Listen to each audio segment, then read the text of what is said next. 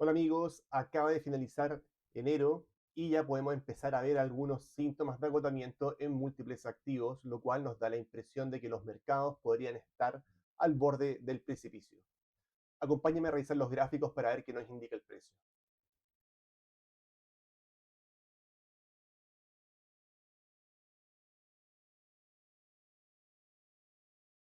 Continuamos con el gráfico del cobre, el Dr. Copper, que siempre nos da una señal de cómo está la economía. Recordemos que un cobre alcista nos indica que hay una economía en expansión y un cobre cayendo nos dice que hay contracción en la economía, ya que el cobre es un metal que se utiliza en muchos procesos industriales.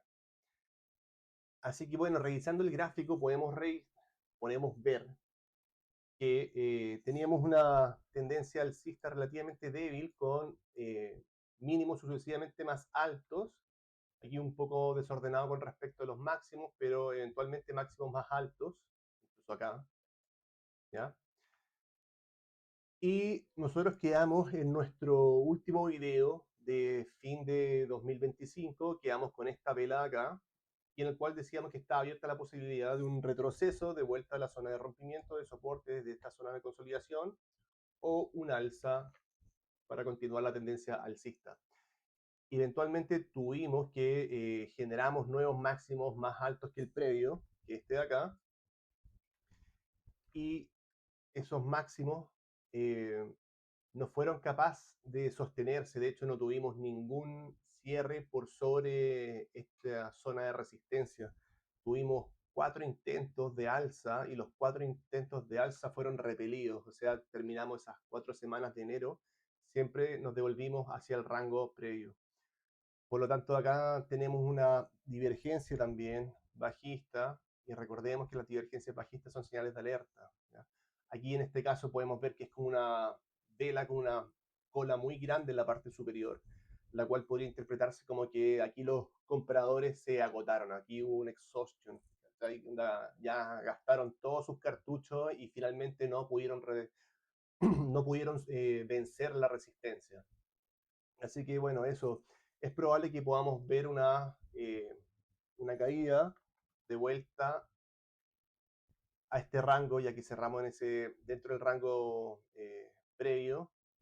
Lo que sí hay que tener ojo es que nuestro último mínimo está acá, y si se sobrepasa este mínimo, estaríamos rompiendo la tendencia alcista, ¿ya? Y podríamos empezar un periodo de transición de tendencia desde alcista a tendencia lateral, un trading range o incluso una tendencia bajista. Así que eso, aquí tenemos una señal de alerta en el gráfico del Dr. Copper que nos estaría diciendo que podríamos tener peligro en el horizonte. Eso. Continuamos entonces con nuestro gráfico semanal del petróleo. Recordemos que nosotros terminamos el año en esta vela de acá, en el cual estaba la posibilidad abierta de una nueva tendencia alcista, teníamos rangos de consolidación y teníamos también una divergencia alcista en el RSI, ya que se había generado un mínimo más bajo que el previo, milimétricamente más bajo, pero un mínimo más bajo, y teníamos la divergencia en el RSI, ¿ya? Entonces eso nos decía que podíamos tener un alza. Y esa alza efectivamente ocurrió la primera semana de enero, que tuvimos un breakout y se nos generó un máximo más alto, y luego tuvimos un cierre de mes de enero con una nueva rompimiento y un nuevo máximo más alto que el previo, ¿ya? Por lo tanto, ya tenemos una estructura de una tendencia alcista en marcha. Se rompió esta línea de tendencia que se venía respetando desde 2023. O sea, tenía harto tiempo esta línea de tendencia alcista. Ahora, también hemos visto que hemos tenido otros rompimientos previos y caídas rápidas, muy, muy fuertes. Pero en este caso ya estaríamos comenzando una nueva tendencia alcista porque tenemos un volumen importantísimo. Estos breakouts fueron todos con volumen incrementado. El precio cerró por todas las medias móviles, sin embargo las medias móviles todavía están relativamente desalineadas y apuntando hacia abajo todavía. Recién la media móvil de 10 semanas está empezando a tirar para arriba. y es probable que podamos ver un retroceso. Recordemos que las tendencias alcistas tenemos la estructura de mínimo y máximo sucesivamente más altos, ya tenemos los máximos más altos, ya tenemos que ver dónde retrocede, si retrocede acá o retrocede acá, ya. En fin, como sea, tenemos que generar un nuevo retroceso, un nuevo mínimo más alto que el previo. Podemos considerar ese mínimo acá o ese mínimo acá. Ahí tendremos que ver qué nos dice el precio, dónde se detiene. Pero lo que sí es objetivo y lo que sí es real es que ya se armó una nueva tendencia alcista. Y aquí, amigos, continuamos con el gráfico del oro, que fue el protagonista del cierre de la semana. Y bueno, lo que hemos visto en el oro, una fuerte tendencia alcista que empezó a gestarse desde 2011, que se empezó a formar este patrón de cap and handle, y de ahí empezó una fuerte tendencia alcista en 2024, desde la cual hemos tenido varias bases de consolidación. Tenemos una, dos, tres, cuatro, y aquí tenemos cinco bases de consolidación, lo cual nos habla de una tendencia bastante avanzada. Recordemos que nosotros finalizamos el año acá, en esta vela, el 29 de diciembre, la semana del 29 de diciembre, esa fue nuestra última vela, desde la cual habíamos tenido un rompimiento alcista desde este triángulo. Tuvimos un rompimiento alcista y tuvimos esta vela que fue un movimiento, prácticamente un movimiento de retorno a la zona de soporte. Y a partir de ahí, en enero, la primera semana, tuvimos esta fuerte alza y una fuerte aceleración de los precios al alza. De hecho, tuvimos un alza de aproximadamente 30% ¿ya? Durante enero para el oro, lo cual es absolutamente altísimo y extraño y raro. Lo que sí podemos ver objetivamente acá en el gráfico es una divergencia bajista muy fuerte que no está siendo confirmada por el RSI. También podemos ver que tenemos dos situaciones en que el volumen son los más altos de toda la tendencia alcista y que tenemos el volumen de acá de la última semana, que es uno de los más fuertes, y tenemos el volumen de acá de esto de octubre, creo que fue, sí, octubre, que fue también otro volumen muy alto y son prácticamente los dos volúmenes bajistas más altos durante la tendencia alcista, lo cual son señales de advertencia. Quiero mostrarles también el detalle de lo que ocurrió en el gráfico diario. Y aquí retomamos con el gráfico diario y podemos ver que este fue prácticamente el cierre, terminamos el año acá en esta vela de aquí, el cierre 2025 con el movimiento de retorno a la zona de soporte desde el triángulo alcista que vimos, y a partir de ahí tuvimos esta fuerte alza, una alza prácticamente parabólica, o sea, tremenda alza y aceleración de precios. Algo interesante, que esta zona, esta fuerte alza, los precios se estaban volviendo insostenibles y ya vimos que se nos apareció esta vela al final de la tendencia, la cual es una vela que se conoce como One Day Reversal y siempre que aparece nos anticipa y nos avisa que estamos ante la fase final o prácticamente el market top está muy próximo. Y efectivamente esta vela nos marcó el market top. De hecho llegamos a nuestro precio máximo que fue de $5.626 la libra de oro. Perdón, la onza, no la libra, la onza. Y a partir de ahí tuvimos esta fuerte caída, una tremenda caída de 11,39%. Para que pongan esto en contexto, el oro tiende a moverse, tiene una ATR de 4,13%. O sea, el rango promedio de movimiento diario del oro es de 4,13% y tuvimos una caída de 11,39%. Son prácticamente 3 ATR de caída. Eso es una anomalía, eso es muy raro que ocurra. Un movimiento de más de una ATR ya es raro, ¿ya? Y de aquí tuvimos 3 ATR de caída.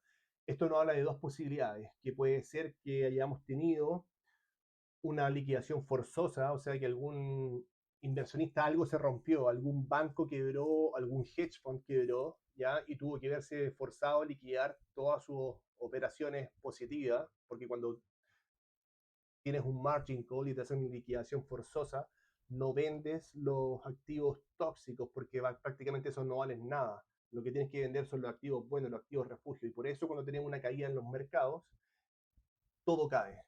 porque se activan muchos margin calls y los inversionistas venden todos los activos refugio, venden todo prácticamente. Entonces aquí puede ser que algo se haya roto, ¿ya?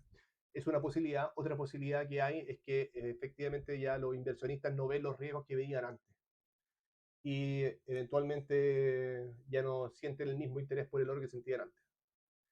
Son dos alternativas, ¿ya? Desde puntos de vista que puede haber sido como ya fundamentalista, ¿ya? Pero retomemos, yo soy técnico y aquí analizamos tendencia y analizamos precio. Por lo tanto, aquí podemos ver que el precio aún no rompe su tendencia alcista. De hecho, su rompimiento estaría acá por debajo de este mínimo. Así que todavía tendríamos espacio para caer un poquito más. Sin embargo, también es probable que podamos ver que un alza dentro de los próximos días, que sería como el alza del picado, para poder tratar de generar un nuevo máximo. Ahora, si llega a pasar eso, si llegamos a generar un nuevo máximo, va a ser muy difícil que ese nuevo máximo obtenga confirmación del RSI. Por lo tanto, se nos generaría un nuevo máximo y con una divergencia bajista que eventualmente arrastraría el precio a la baja. O es probable que tengamos una nueva alza, pero con un máximo más bajo que el previo y a partir de ahí se nos podría generar una nueva tendencia bajista. Las posibilidades están abiertas. Lo que sí, tuvimos un movimiento muy raro que nos podría marcar el máximo del oro por un próximo periodo de tiempo importante. Así que eso es a tener en cuenta con respecto al oro. Seguimos con el gráfico del Bitcoin y podemos ver que el Bitcoin es, en cierta forma, como el activo más honesto que hemos visto de todos los que hemos revisado, ya que hay hartas señales de manipulación debajo de la superficie. Y acá en el Bitcoin no veo nada de eso, ya que el Bitcoin no tiene un banco central ni un organismo central que lo esté defendiendo ante las posibles caídas del mercado. Y bueno, con respecto a este Bitcoin, podemos ver que tenemos una tendencia bajista en marcha, con máximos y mínimos sucesivamente más bajos, ¿ya? Recordemos que nosotros terminamos el año en esta zona, con este trading range, desde el cual el Bitcoin podía generar un nuevo intento de tendencia alcista, el cual se generó al tener estos dos mínimos más altos, teníamos este máximo, y se nos generó este máximo más alto, un rompimiento. Sin embargo, no fue capaz de mantener el nivel y cerrar por fuera de este rango de consolidación para devolverse y tener una fuerte caída y decirle a todos estos compradores de acá que estaban equivocados y continuar el movimiento bajista. Por lo tanto, ya tenemos, como les decía, tenemos la estructura de máximos y mínimos sucesivamente más bajos. Aquí tenemos aún no cierra la semana, pero ya tenemos fuerte caída del Bitcoin, más de 10% de caída semanal, con un tremendo volumen más alto que los últimos volúmenes previos, lo cual confirma la tendencia bajista. Y aquí podemos ver una señal de alerta bajo el horizonte, desde la cual tendríamos una especie de patrón Head and Shoulders en formación, y el cual podría impulsar el precio del Bitcoin aún más bajo, ya a niveles aún más bajos. O sea, además tenemos confirmación del RSI, los precios están más bajos, pero tenemos confirmación y se ve muy negativo el panorama para el Bitcoin. No se ve muy alentador. Así que hay que tener precaución con todo lo que tengan ahí en Bitcoin y en criptos, ya que lo que le ocurre al Bitcoin también se suele repetir en el resto de las criptomonedas. Eso es, amigos. Bueno, acá tenemos el gráfico del dólar index, que es el dólar medido versus una canasta de otras divisas. Algo interesante que teníamos en el dólar index y que podíamos ver hasta hace poco era que había generado esta base de consolidación, desde la cual se nos generó un nuevo máximo, lo cual habría dado inicio a una nueva tendencia alcista, pero después tuvimos un mínimo más alto que el previo y después un nuevo mínimo, ¿ya? Por lo tanto, aquí en realidad tenemos como volatilidad, está desordenado un poco el patrón, ya está bastante desordenado. Lo que sí es importante que ocurrió es que tuvimos esta divergencia alcista en el precio del dólar index, lo cual generó esta fuerte alza durante la semana pasada y esa fue la culpable de todo el colapso que vimos en el precio de algunos commodities como el oro, la plata, o que el cobre no haya podido sostenerse dentro de sus máximos históricos. Cuando el dólar se aprecia, los activos denominados en dólares tienden a caer. Así que eso es una correlación inversa. Ahora, por lo demás, tenemos este precio que generó un nuevo mínimo más bajo, pero se devolvió al rango previo. Por lo tanto, sabemos que cuando los movimientos fallan, tienden a producir movimientos violentos en el sentido opuesto. El sentido opuesto sería este. Ahí, una vez que el dólar, es probable que veamos esta semana que se vuelva a este rango y que nos volvamos a enfrentar a esta zona de resistencia. Además, también tenemos las medias móviles también que están en esta zona, las medias móviles de 30 semanas, 10 semanas y 50 semanas. Así que ahí vamos a ver hasta congestión acá y ahí veremos qué es lo que ocurre, si es que hay realmente fortaleza para continuar subiendo o si eventualmente el dólar se mantiene consolidando en esta zona lateral. Y bueno, acá tenemos el gráfico de los bonos del gobierno de Estados Unidos a 10 años. ¿Ya? Vamos a pasar a incluir esto dentro de nuestro análisis, ya que estos bonos, bueno, siempre hemos dicho que el smart money está en el mercado de bonos. ¿Ya? Por otro lado, estos bonos nos dicen qué tan caro está el dinero. Y podemos ver en este gráfico, tomamos un poco de distancia desde 2019 y vemos que hay una fuerte alza. Y acá arriba tenemos esta figura que es una consolidación en la parte alta del alza. De hecho, ni siquiera hay un retroceso a la parte de la mitad, que sería como esta, aproximadamente. ¿Ya? Está consolidando la parte alta del patrón, lo cual nos dice que hay fortaleza en el movimiento. Por otro lado, si nos acercamos acá al detalle, podemos ver que el precio está consolidando dentro de ese rango y que aquí tuvo un breakout. Teníamos esta estructura acá, en la cual teníamos una zona de consolidación, desde la cual tuvimos un alza, una consolidación y luego un rompimiento, que esto ocurrió el 12 de febrero, la semana del 12 de febrero. Luego tuvimos una nueva alza y eventualmente no fue capaz de sostener esa alza y se devolvió el precio. Sin embargo, se mantuvo por sobre la zona de rompimiento, sobre la zona de breakout. Y a partir de ahí tuvimos esta vela que se denomina counterattack, y que nos anticipa una caída en los precios. Y efectivamente tuvimos la caída en los precios, pero encontramos soporte justo en plena zona de soporte. Y a partir de ahí tuvimos otra vela que se llama Counterattack también, o Piercing Line, ya que llegó hasta más o menos la zona media de esta otra vela, y esto nos anticipa un alza. Por lo tanto, tenemos el inicio de una nueva tendencia alcista en el mercado de los bonos a 10 años de Estados Unidos.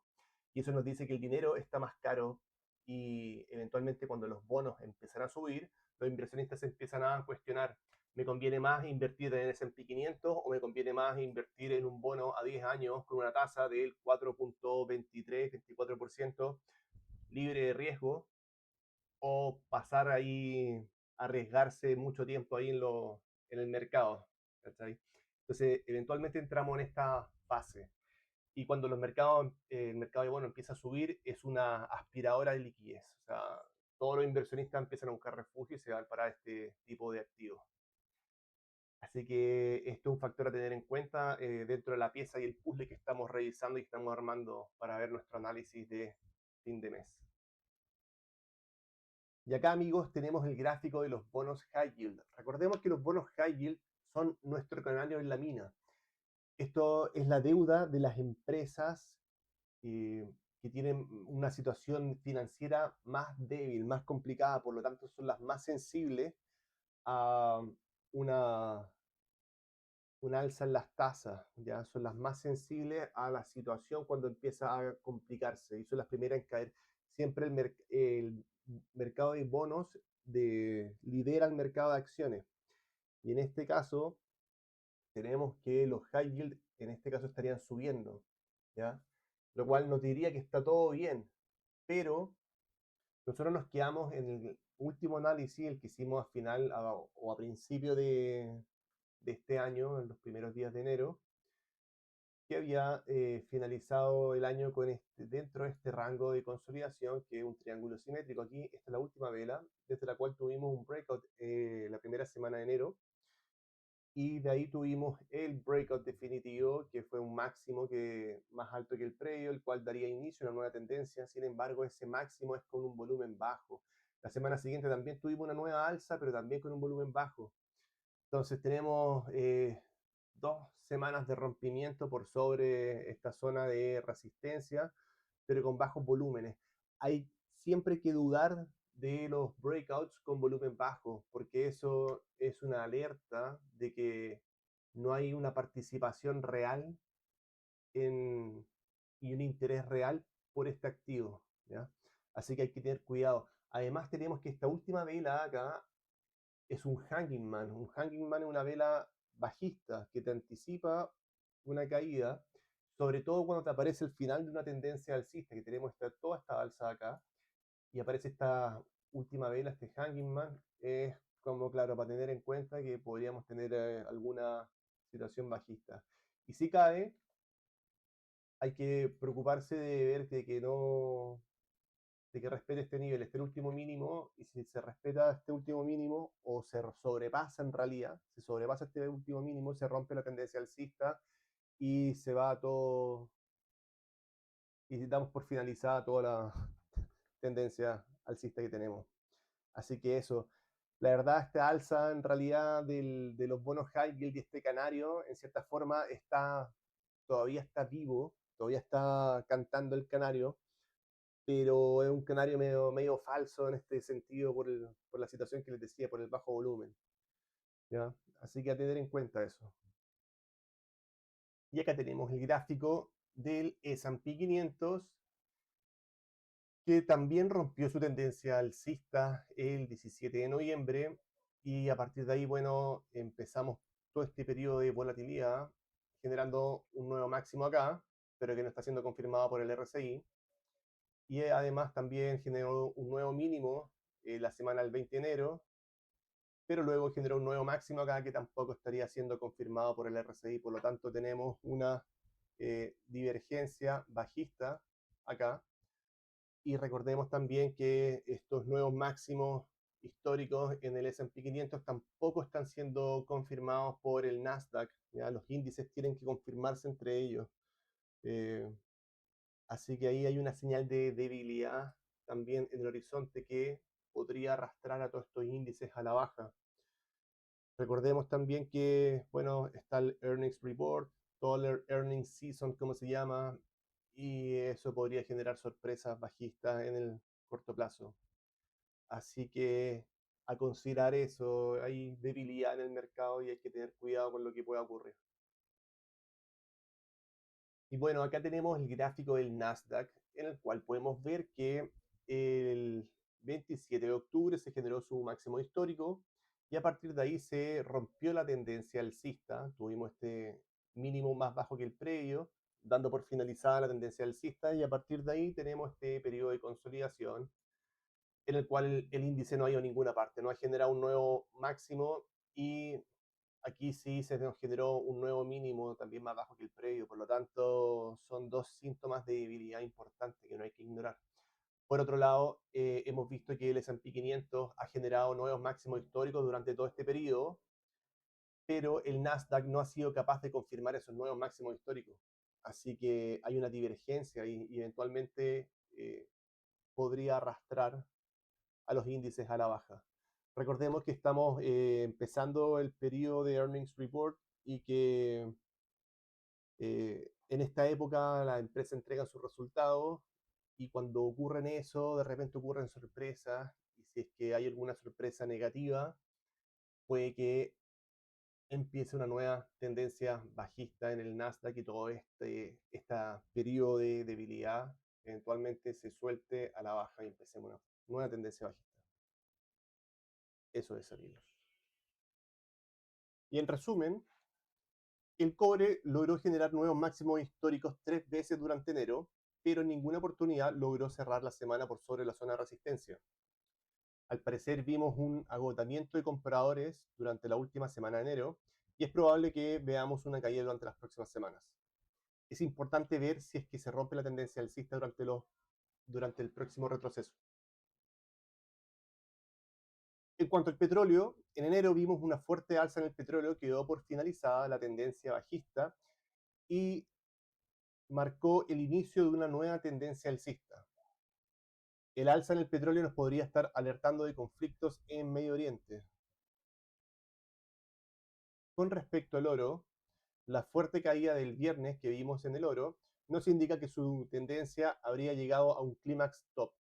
Sin embargo, aún no se rompe la estructura de la tendencia alcista. Es importante ver dónde se detiene el retroceso y si es que se mantiene la estructura de la tendencia alcista. En cuanto al Bitcoin, está en plena tendencia bajista y es uno de los activos más débiles. Hay un posible patrón Head and Shoulders en formación que podría completarse durante las próximas semanas. Si esto ocurre, podríamos ver un colapso en el precio.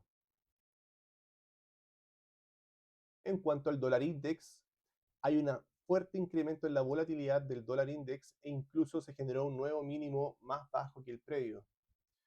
La divergencia alcista en el RSI generó una fuerte alza de vuelta al rango previo y anuncia un incremento de precios para el dólar index.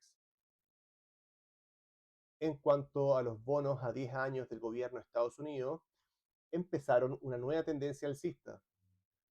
Recordemos que cuando el rendimiento de los bonos sube, empieza a competir con el S&P 500, ya que los inversionistas prefieren ganar la rentabilidad del bono a 10 años libre de riesgo en lugar de sufrir con la volatilidad del mercado accionario.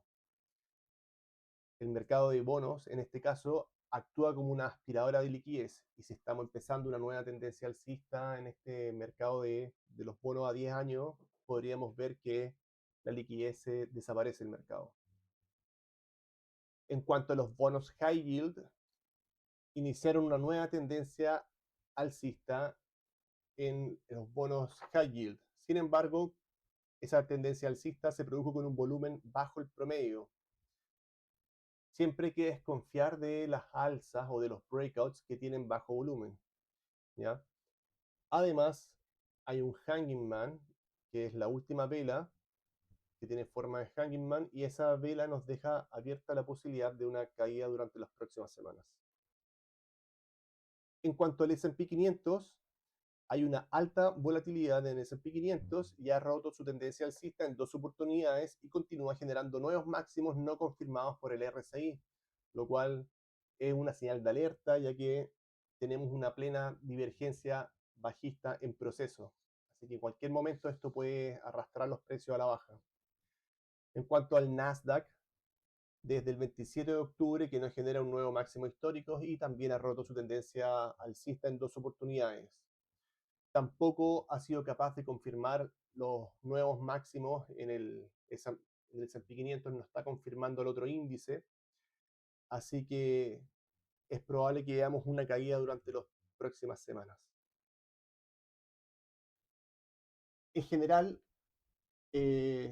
podemos ver una fuerte debilidad en todo el mercado estructural.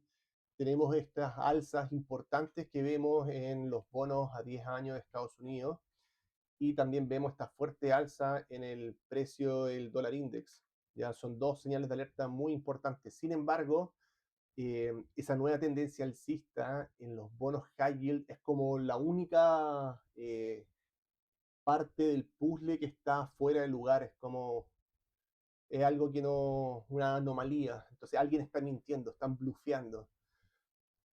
Así que eventualmente, si tenemos que el dinero se hace más caro, todas estas empresas, basura, high yield, eventualmente deberían tender a caer, ya que son las más sensibles al crédito. Así que ahí podríamos ver un bluff que se estaría generando actualmente. Recordemos que las tendencias principales son inmanipulables. Podemos manipular las tendencias en el corto plazo, pero en el largo plazo no. Así que eventualmente algo tiene que ceder. Y está toda la situación súper frágil. Vemos que llevamos 3 meses de consolidación en todos los mercados y eventualmente tiene que haber un detonante que rompa la inercia y que haga que esto caiga y nos vayamos al precipicio, ya que estamos al borde del precipicio, o que simplemente nos salvemos y tengamos otro periodo más de alza.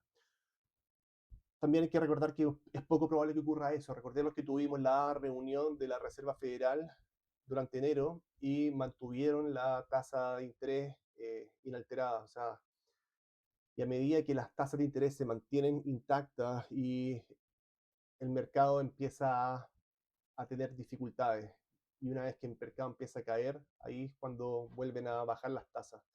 Pero no tenemos ninguna reunión de política monetaria en Estados Unidos planificada hasta marzo, así que tenemos todo febrero libre, sin reuniones, y estaríamos a merced de lo que pudiera ocurrir en los mercados.